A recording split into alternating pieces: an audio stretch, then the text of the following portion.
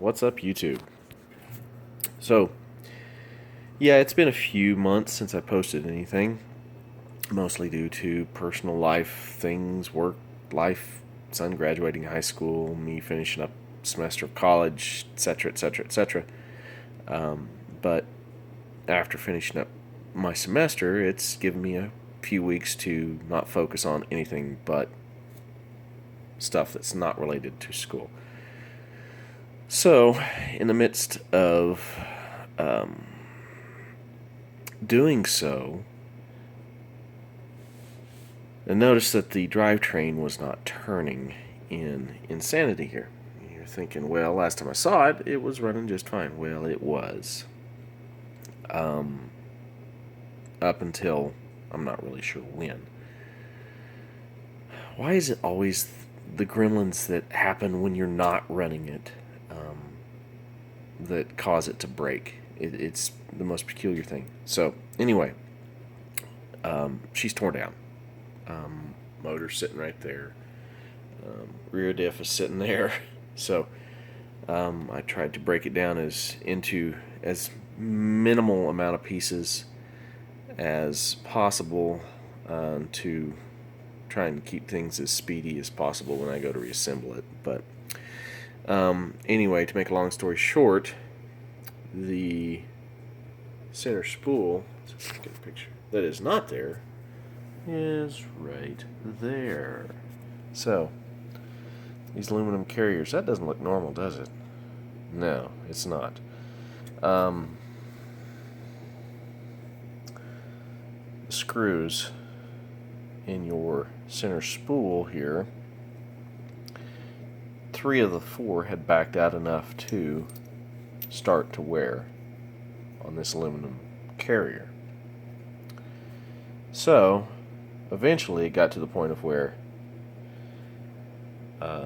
you can see where the screws embedded themselves into the bottom plate.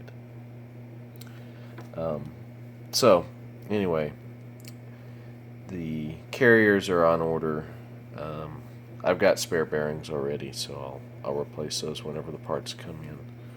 The one thing I have noticed is there's a lot of surface rust on a lot of these parts, and I think it's due to an incident that happened a week or so ago that I completely forgot about. I ended up busting this part here. Actually, it was the tie rod itself. Ended up breaking off right into the A-arm, or the upper A-arm, and I had to replace this part with a new piece. So I think a lot of the surface rust is due to the fact that when I was basically freaking out about breaking this part, I didn't immediately blow off all the other parts. So I've got a little bit of maintenance to do on some of the screws and stuff like that. So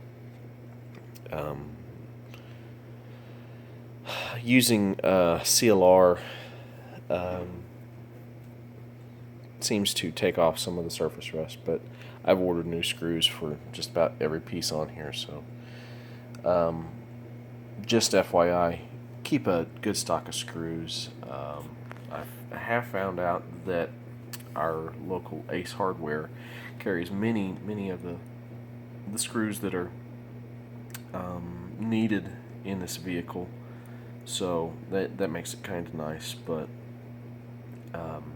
not really knowing, extracting some of these screws. You can kind of see here, see if I can find some.